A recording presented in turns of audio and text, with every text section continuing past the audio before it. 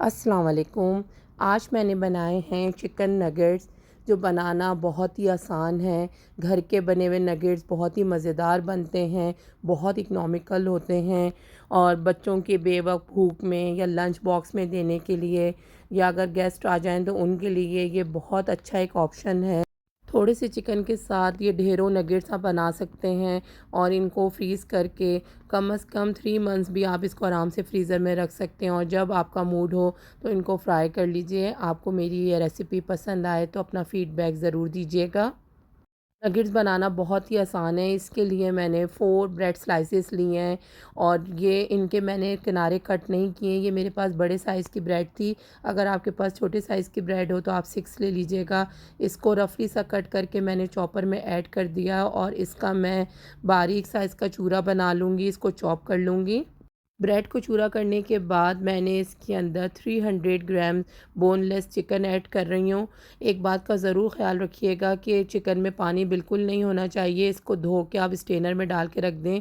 जब इसका पानी अच्छी तरह से निकल जाए तो जब इसको हम चॉपर में डालेंगे, अदरवाइज़ जो है नगेट्स को शेप देना हमारे लिए मुश्किल हो जाएगा अगर चिकन के अंदर पानी होगा।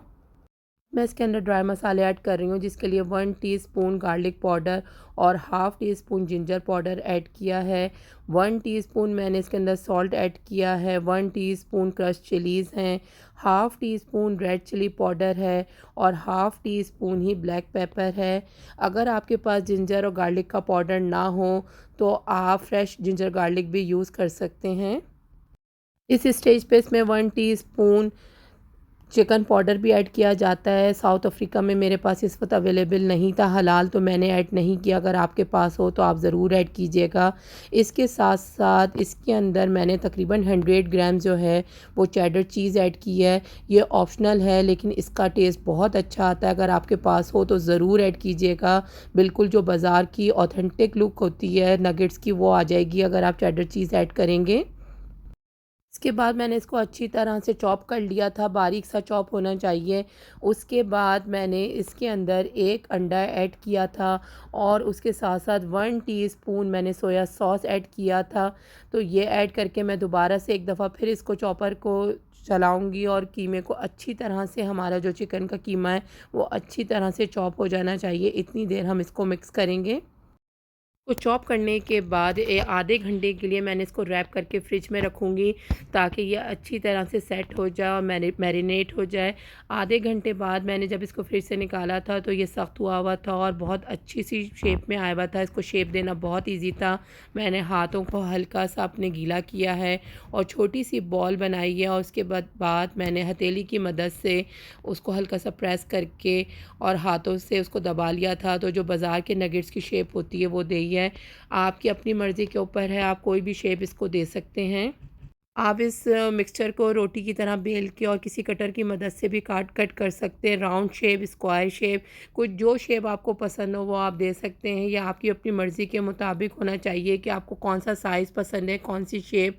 एक चीज़ का और ख़्याल रखिएगा, इस स्टेज पे आप इसका नमक मिर्च भी चेक कर सकते हैं। क्योंकि मैं बच्चों के लिए बना रही हूँ तो मैंने नमक मिर्च कम रखा है।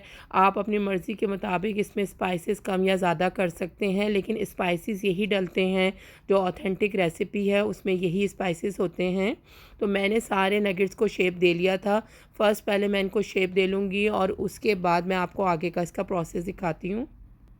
इसके बाद मैं इसकी कोटिंग बनाना स्टार्ट कर रही हूँ, जिसके लिए मैंने एक एग में 2 टेबल स्पून मिल्क ऐड करा है और इसको अच्छी तरह से बीट करके मैं साइड में रख लूँगी। इसी तरह 1 कप मैदा लिया है मैंने और उसमें मैंने हाफ़ टी स्पून सॉल्ट और half tea spoon paprika powder add किया है। अगर आपके पास पेपरिका पाउडर ना हो तो आप जो है पिसी हुई रेड चिलीज़ भी यूज़ कर सकते हैं। इसको भी अच्छी तरह से मिक्स करके मैं साइड में रख लूँगी। अब मैंने 1 कप ब्रेड क्रम्स लिए हैं। इसके अंदर भी आप सीज़निंग ऐड कर सकते हैं, ब्लैक पेपर, पेपरिका पाउडर या सॉल्ट। क्योंकि मैं ओरिजिनल रेसिपी बना रही हूँ और उनका कलर ज़्यादा डार्क नहीं होता, तो इसलिए मैं जो हूँ इसके अंदर कोई सीज़निंग ऐड नहीं कर रही हूँ। अब सबसे पहले मैं जो है नगेट्स को मैदे में कोट करूँगी, उसके बाद एग के अंदर इसको मैं वॉश करूँगी और लास्ट जो कोटिंग होगी वो ब्रेड क्रम्स की होगी। घर के नगेट्स बहुत ही मज़ेदार बनते हैं, साफ़ सुथरे बनते हैं। बाज़ार में जो आप नगेट्स लेकर आते हैं वो हमें नहीं मालूम होता कि किस किस्म का उन्होंने चिकन का मीट यूज़ किया होता है। तो आप लोग ये रेसिपी ज़रूर ट्राई कीजिएगा और मुझको अपना फ़ीडबैक दीजिएगा कि आपको मेरी ये रेसिपी कैसी लगी है। इसको मैंने एक ट्रे में सेट किया था और 24 आवर्स के लिए इसको फ्रीज़र में रख दिया था। अब ये हार्ड हो गए हैं तो मैंने इनको ज़िप एंड सील पैकेट्स में सेव कर लिया है। इनको डाल के मैं रख दूँगी तो आराम से आप इनको 1 मंथ तक सेव कर सकते हैं। लेकिन जिस घर में बच्चे होंगे वहाँ पे ये 1 मंथ से पहले ही ख़त्म हो जाते हैं। मैं चिकन नगेट्स को शैलो फ्राई कर रही हूँ, आप इनको डीप फ्राई भी कर सकते हैं या एयर फ्राई में रख के भी बेक कर सकते हैं। एयर फ्राई में भी इनका रिज़ल्ट बहुत अच्छा आता है। तो इनको मैं दोनों तरफ से अच्छी तरह से फ्राई करूँगी।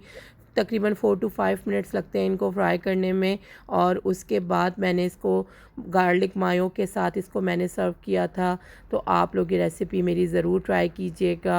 आपको मेरी रेसिपी पसंद आए तो अपने फ्रेंड्स में भी मेरी रेसिपी को शेयर कीजिएगा, मेरे चैनल को सब्सक्राइब कीजिएगा और अपना फ़ीडबैक मुझको ज़रूर दीजिएगा। जज़ाकल्लाह।